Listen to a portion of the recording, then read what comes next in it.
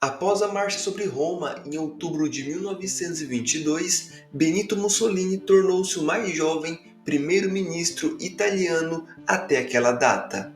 Ele removeu a oposição política através de sua polícia secreta e reprimiu greves trabalhistas. Basicamente, foi um ataque ao Estado italiano por Mussolini e também dos seus seguidores. Eles consolidaram seu poder através de uma série de métodos e leis, transformando a Itália em uma ditadura de partido único. Nos anos seguintes, uma autoridade ditatorial foi estabelecida e um novo Estado totalitário emergiu na Europa.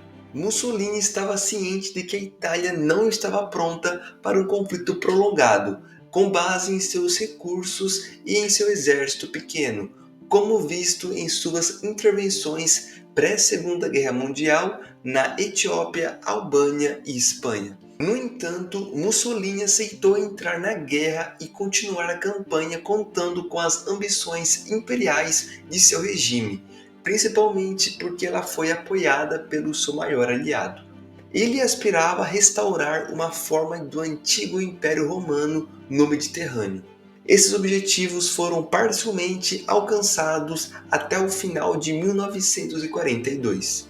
Nesse ponto, a influência italiana se estendia por toda a bacia do Mediterrâneo, e as potências do eixo estavam no seu auge em todos os frontes. Partes da Albânia, Eslovênia, Dalmácia costeira e Montenegro haviam sido anexadas diretamente ao Estado italiano. A maior parte da Grécia havia sido ocupado pela Itália após a Guerra Grego-Italiana e a Batalha da Grécia. Em 28 de outubro, Mussolini emitiu um ultimato à Grécia, exigindo a cessão de territórios gregos. O exército italiano invadiu a Grécia no mesmo dia, antes que o ultimato expirasse. No entanto, a ineficácia do exército italiano tornou-se evidente quando encontraram um inimigo determinado, principalmente no terreno montanhoso na fronteira albanesa grega. O que se esperava ser um sucesso rápido se transformou em um fracasso até meados de novembro. Os gregos interromperam a invasão italiana e empurraram o inimigo de volta para a Albânia. Enquanto isso, as forças alemãs alcançaram vitórias contra a Grécia, Iugoslávia e também ocupando partes do Egito controladas pelos britânicos em sua marcha para El Alamein após a sua vitória em Gazala. No entanto, as conquistas da Itália enfrentaram forte resistência. Embora Iugoslávia e Grécia tenham sido derrotadas, grandes movimentos partidários existiam, criando dificuldades significativas para as forças do eixo. Após as lutas no norte da África, Mussolini pediu ajuda ao seu aliado alemão. Em maio de 1943, os aliados conseguiram derrotar as forças do eixo no norte da África, e novos planos deveriam ser feitos. Mesmo antes de sua vitória, existiam desacordos entre os aliados, especialmente em relação a estratégias futuras. O primeiro-ministro britânico Winston Churchill focava no poder naval britânico, planejando operações pequenas e pontuais para enfraquecer o inimigo. Os Estados Unidos, com seu exército maior, preferiram uma estratégia de luta mais direta e bruta. No entanto, a capacidade de lançar tal campanha dependia primeiro de vencer a Batalha do Atlântico. Seu pessoal acreditava que uma invasão em grande escala da França o mais cedo possível era necessário para encerrar a guerra na Europa. Por outro lado, os britânicos argumentavam que a presença de grandes contingentes de tropas treinadas para desembarque anfíbios no Mediterrâneo tornava possível e mais útil uma invasão em pequena escala.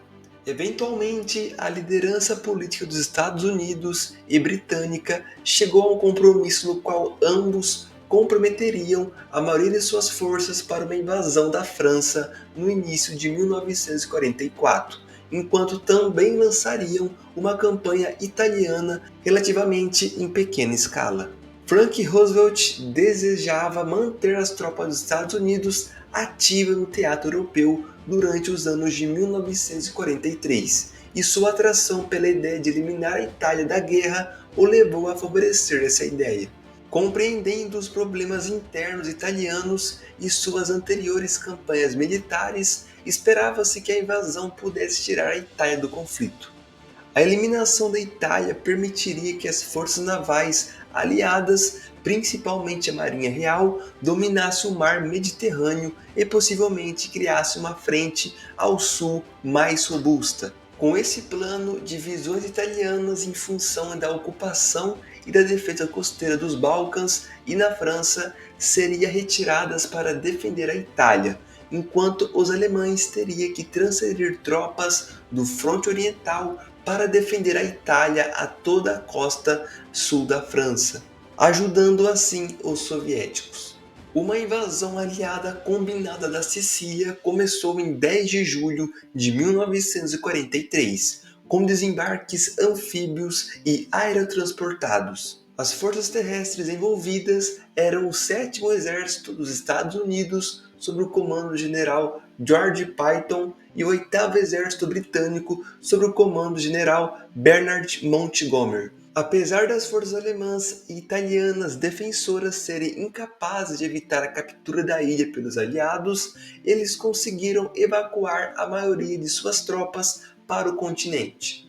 As forças do 8º Exército Britânico desembarcaram na ponta da Itália em 3 de setembro de 1943, na Operação Bayton, que foi no mesmo dia em que o governo italiano concordou com um armistício com os aliados. O armistício foi anunciado publicamente em 8 de setembro, primeiro pelo general e depois por uma proclamação pelo Marechal Benito Mussolini. Embora as forças alemãs se preparassem para defender sem assistência italiana, havia esperança de que, com a rendição do governo italiano, os alemães se retirassem para o norte. Em 13 de outubro de 1943, um mês depois que a Itália se rendeu às forças aliadas e declarou guerra para a Alemanha, sua parceira de uma vez no eixo, a Itália foi levada à guerra por Benito Mussolini, o primeiro-ministro que havia formado uma aliança com a Alemanha em 1936.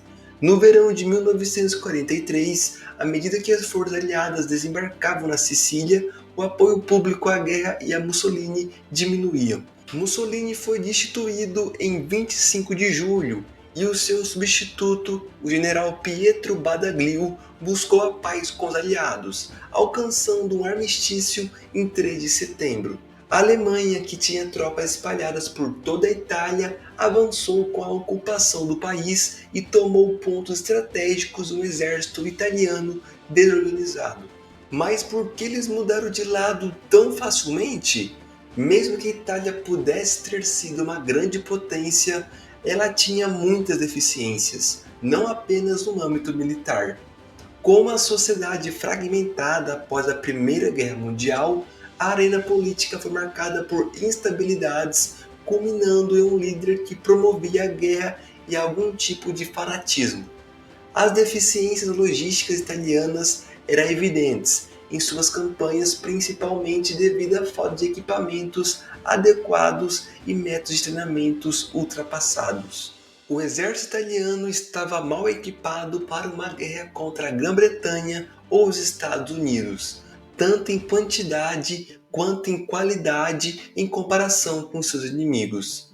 Geograficamente, a extensa costa da Itália a tornava vulnerável a desembarques anfíbios e de paraquedistas, especialmente à medida em que o domínio naval se afastava do controle italiano.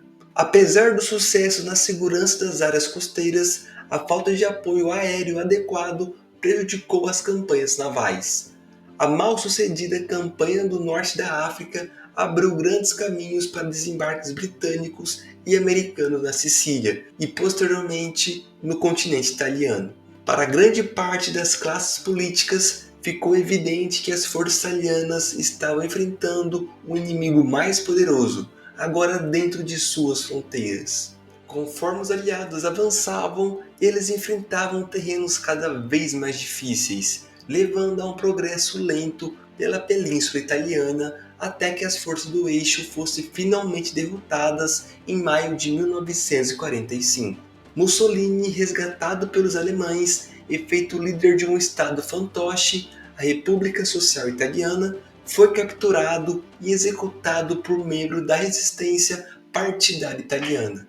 E bom, entusiastas, chegamos ao final do vídeo e se você deseja ver mais vídeos como este, já conto com a sua inscrição no nosso canal para ser notificado dos próximos vídeos. Muito obrigado por estar comigo e nos vemos nas próximas aventuras históricas.